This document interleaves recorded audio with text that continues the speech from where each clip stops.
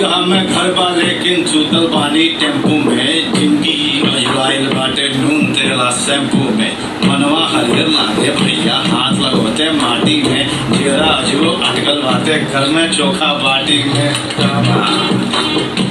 वाह जिंदगी हम तो जियर चाही खेत बगीचा बारी में, छोड़ छाड़ सब। प्रणाम सभी लोग इनके, सभी लोग के गोड़ लगा तनी। हम बानी रुस्तम, हम बानी जी रंजीत। बड़के भैया आशुतोष जी वकील साहब, आई भैया जी रंजीत मास्टर पत्रकार साहब। साहब, मास्टर जी। आज फेसबुक लाइव भइल बन हमनी के लाइव की है क्या? बतियावे खातिर अरे लाइव के क्या कि भाई? दिल्ली में का बा।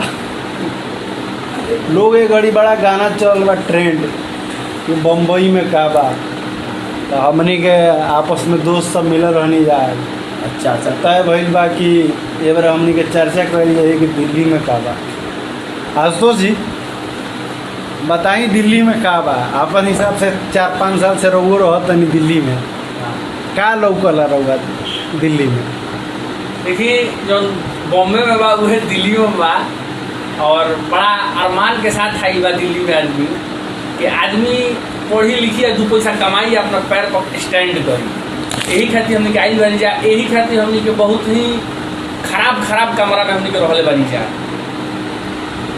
और ऐसा हमने के भाई लोग रहता लोग 48,000 झुग्गी में, जोना के सुप्रीम कोर्ट अभी अपना डिसीजन में उजाड़े के आदेश दिले बा।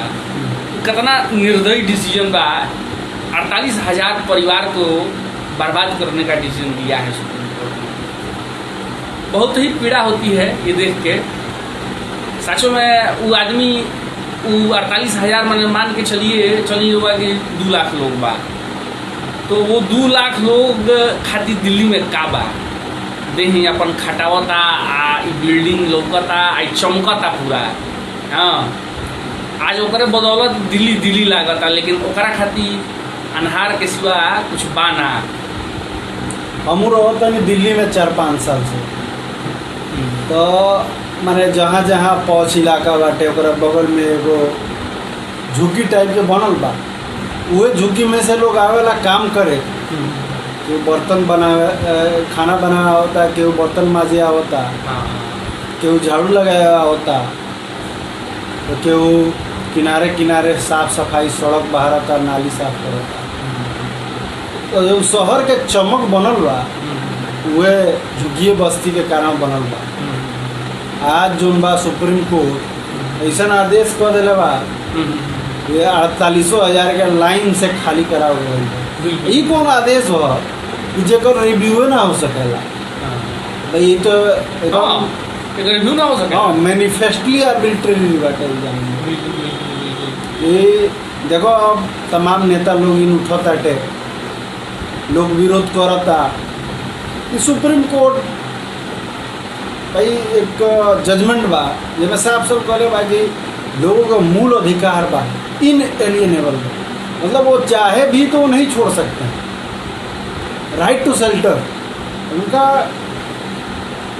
जन्मसिद्ध अधिकार है। ओल्गा टेलिस में ये बात सुप्रीम कोर्ट कहले बा कि राइट टू लाइफ का पार्ट है राइट टू शेल्टर। जो मतलब घर जो रहे के जो अधिकार बा वो राइट टू लाइफ के पार्ट बा। जहाँ सरकार के व्यवस्था करे के चाहे कि लोग झुग्गी में रहता, तो उनका लोग के जीवन स्तर सुधारल जाए। हाँ जो एकदम निम्न स्तर के जीवन जिया तो उनमें सुधार कल जाए, वो लोग के जीवन स्तर सुधारल जाए। जो झुग्गी वगैरह का तब्दील करके फ्लैट बढ़िया बना के देवल जाए, सब सुविधा संपन्न करके। लेकिन सरकार अब हटावत के आदेश कर दिल बा सुप्रीम कोर्ट, लेकिन ये नहीं कि कहाँ रहिए लोग। 48,000 झुग्गी हटी तो लोगवा जाई कहाँ? बिल्कुल सही बात बा। वो लोग तो फिर कही कि दिल्ली में का बात, दिल्ली में का बात भैया चले के 1500 किलोमीटर लोग लॉकडाउन में चलला। हाँ। अब वो 48,000 लोग घरवा जाई। हाँ। जे यहाँ जन्म ले बा ये मरल, ओकर लड़का आगे वाला कुछ नहीं खेनु। बात ये बा कि वो लोग के गाँवों में कुछ नहीं खे। जे लोग यहाँ जिंदगी से शुरू से यही जा रहल बा झुग्गी में, अपन उनका पैदा वाला झुग्गी में बड़ भइल और यही जा उनका काम धंधा बा। अब बगल में सबसे बड़ बात बा काम धंधा की।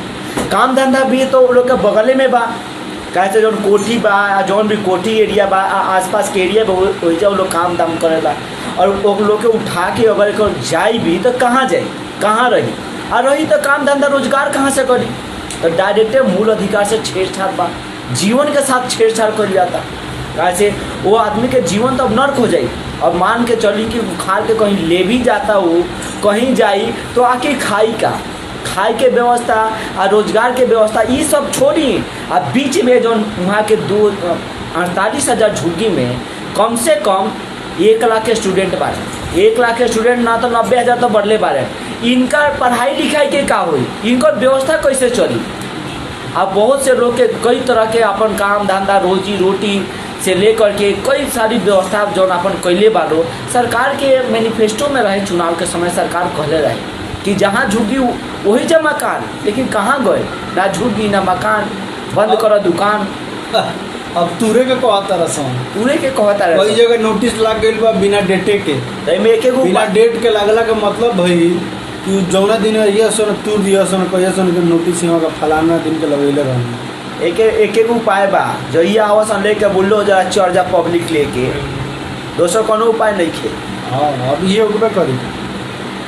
माने अब सुप्रीम कोर्ट में भी चैलेंज कई ये आर्डर के कि जबले 48,000 लोगन के समुचित व्यवस्था ना हो जाओ। 48,000 ना 2 लाख लोगन के, कैसे एगो झुग्गी में 5 और 6 आदमी रहेला। और इहो बात क्लियर बाटे कि जो गरीब लोग आवेला यहाँ काम धंधा करे खातिर कोनो कोठी मोहल्ला में ना रहेला। वो लोग के 1500 से 2000 में ही झुगिया में रेंट पे रूम मिलेला और वही जा रह के अपन व्यवस्था करेला। आई झुगिया टूट जाई तो वो लोग के रूम के किराया 5,000 में कहाँ ली, और जब 5,000 में ली तो 7,000 में नौकरी कर सके कैसे जी। सबसे बड़ बात ई बा कि अभी झुगिया टूटला से गाँवों से लोग आवे में डरी, कैसे ओकर मकान कहाँ किराए पे मिली, कहाँ ली। कहीं अगर मान के चलो कि कहीं भी वो लेवे खातिर अच्छा इलाका में जाई तो रेंटवे में लगी 7,000 और ओकर नौकरी से 9,000 रुपया 8,000 रुपया मिली, तो हमें का उखाई या का बचाई या का भेजी। समस्या एक दूसरे से जुड़ल बाटे। सरकार के खाली लौकता है कि झुग्गी हटाओ, आई पॉलिसी लेवल के मैटर बाटे। सुप्रीम कोर्ट में कौना आधार पर कैले बा हमारा समझ में नहीं था। MC में इतना बढ़िया पब्लिक इंटरेस्ट लॉयरिंग करत रहा, लेकिन ऐसा नहीं PIL डॉलर के लोग 48,000 झुग्गी और 2 लाख लोग आज सड़क पर आ गए। MC में है ना कि MCA में था कैले बार नहीं। लेकिन PIL के जो असली रुख बा वो रुख के बदल देवल गई बा। रुख कुछ और ही रहा, पोल्यूशन के लेके डरले रहे कि प्रदूषण फैलता, लेकिन प्रदूषण के साथ साथ भाई बताओ नहीं कितना बड़ा कचरा हटावे के बाद ये कचरा हो, ये कचरा ना हो, ये देश के चमक हो। यही से दिल्ली चमकता है झुगिया के वजह से। झुगिया हट जाए तो चमक दमक सब खत्म हो जाए। एकदम सही कहते रंजीत जी, एकदम बात करो एकदम ओरिजिनलिटी बा। हमनी के संगे बाड़ी सी दोजा जी ये पढ़ावे दिन कोनो मॉडल टाउन के स्कूल में, मॉडल टाउन नंबर 2 में परिचय कराई तनी इहो अपन कुछ बात कह हमनी के मसला पर।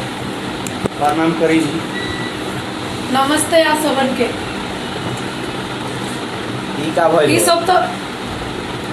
ई सब तो जौन बात कैलन है ये सब कानूनी दाव पेच रहे। अब हम टीचर हैं ही तो हमारे वही से जुड़ल बात रहे।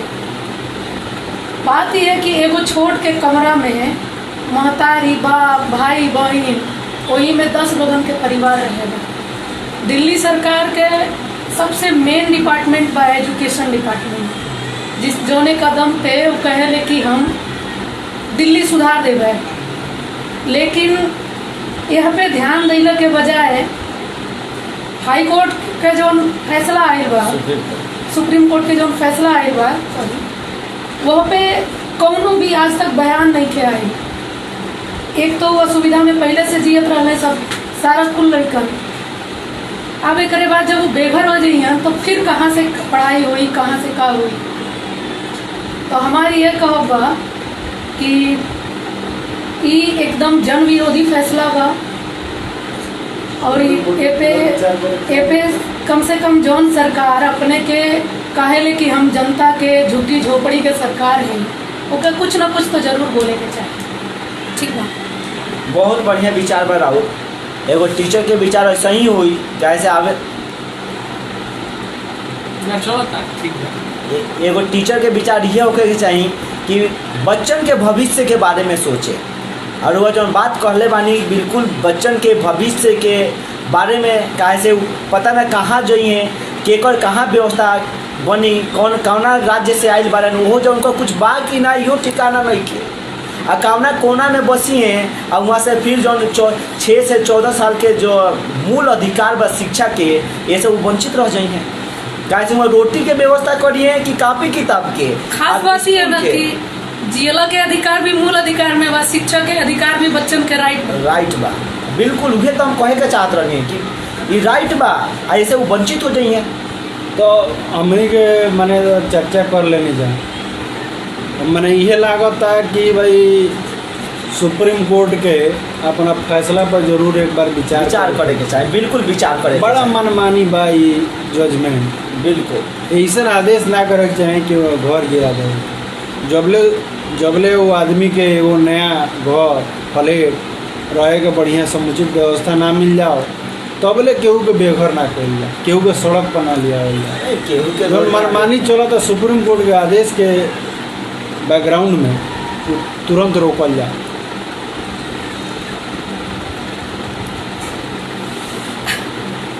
ठीक बाटे भाई लोगिन। धन्यवाद भाई लोगिन अपन कीमती समय देला के। आज चर्चा भाई फिर नया टॉपिक के समय हमने क्या आवल जाए, फिर चर्चा हुई। तब तक के लिए प्रणाम करता। प्रणाम।